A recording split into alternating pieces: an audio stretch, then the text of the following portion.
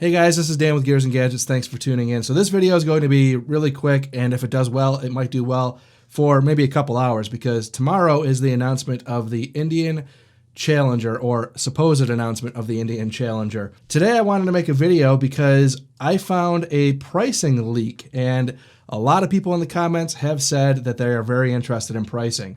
Now, I do want to real quick say that in my last video, I mapped all of the Harley and all of the Indian dealerships. Sure enough, the one that I missed, actually I missed a couple, but I mentioned Savannah, Georgia does not have an Indian dealership. Well, they do. And of course, I had to go ahead and use that one example of a gap where Indian needed to have a dealership. Murphy's Law, the one that I use as an example, is one that does exist. And I did go and add any of the dealerships that you guys had mentioned that I missed. I want to say there was 3 or 4. So the new total is 188 Indian dealerships and 683 Harley-Davidson dealerships. I also today was able to confirm that Polaris dealerships, because a bunch of you guys mentioned, well, don't forget to add the Polaris dealerships onto this map. First of all, I didn't do that because I wasn't sure if they had serviced Indian motorcycles, and if there's a couple out there that do, I can't add them all and have only a couple that actually do service those bikes. So again, I only included the dealerships provided by Indian on the Indian website and the dealerships provided by Harley-Davidson on the Harley website. I felt it was the best way to sort through that data. And that's where I'm going to leave it for now. But again, if anybody notices any other errors, please let me know. I will go back and correct those as they come up. And I'll link that map again in this video as well. So I also posted the California emissions listing for the Indian Challenger the other day, just in a social media link. It wasn't enough to make an entire video, but they did confirm the Indian Challenger Dark Horse, and the Indian Challenger Limited as the model names basically that are coming out. And today, one of my commenters actually posted a comment on my channel that shows the pricing for the Indian Motorcycle Challenger. This is a dealer document. Attention, Indian motorcycle dealers, this is dated October 14th. So here we have the 3 different models. You have the Indian Challenger, which is the base model. It looks like it's just the PowerPlus cooled engine is what they call in the key specs, for $21,999.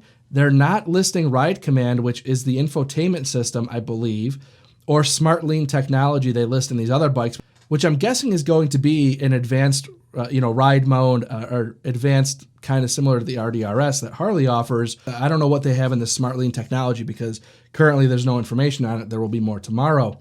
So the Indian Challenger Dark Horse, which comes with the liquid-cooled engine, obviously, the Ride Command, Smart Lean technology, they call it premium 100-watt audio with 6.5-inch speakers. They start at $27,499.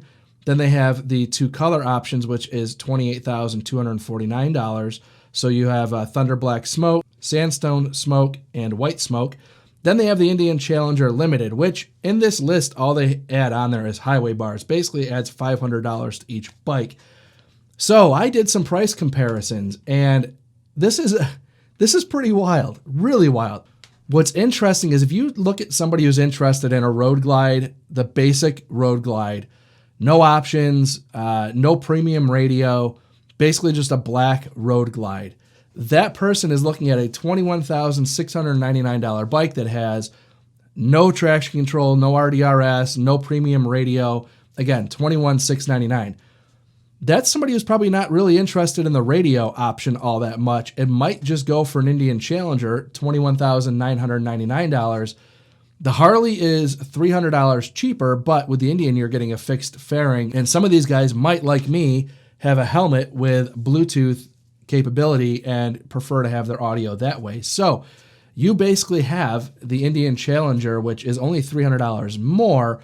Obviously with the Indian being 122 horsepower and 128 foot-pounds of torque, that crushes the Harley-Davidson Road Glide 107 it smokes it. So for $300, you lose the radio, but you gain a whole lot of performance. That's pretty interesting, and a fixed fairing if that's your game. So what's really interesting, what I did was I took the Road Glide Special compared to the Indian Challenger Dark Horse and decided to compare these things and try to get them as close as I possibly could. Now with the Indian Challenger Dark Horse, it looks like you're not getting the highway bars.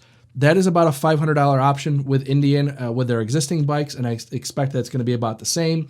So if you were to take a Road Glide Special color option, add LED turn signals, which the Dark Horse appears it's going to have, and then add the highway bars onto the Indian Challenger Dark Horse to get it back up to basically what the Road Glide Special has, well, now you have apples to apples as far as spec goes with the Indian Challenger that on paper is going to outperform the Road Glide Special.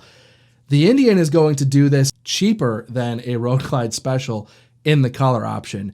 That's incredible. If you take a Road Glide Limited liquid-cooled bike, throw the RDRS on there to get it up to snuff with the Indian Challenger with whatever I'm assuming this Smart Lean technology is going to be, you add the LEDs, $664 onto the Road Glide as well. So now you have to compare the Indian Challenger Dark Horse, which now you have to add a quick release trunk to it because the Indian Challenger Dark Horse doesn't appear to come with one. I assume they're going to offer one as an option, which right now they run about $3,600. So if you build out the Indian Challenger Dark Horse in the color option and add your highway bars to get it up to the Road Glide Special, and then on the Road Glide Special add the LEDs to get it up to the Indian Challenger Dark Horse, now you basically have spec for spec. Now what you get is a $763 savings with the Dark Horse. So the Indian Challenger looks like in all configurations, if you try to build these things out apples to apples, is going to be cheaper. Unless you compare the Indian Challenger Limited to an Electric Glide Standard, that's going to be a cheaper option. But again, I mentioned the power benefits to Indian. So it looks like when you start getting these things into building out to match Harley-Davidson spec for spec, Indian's beating them. And guys, this is huge news.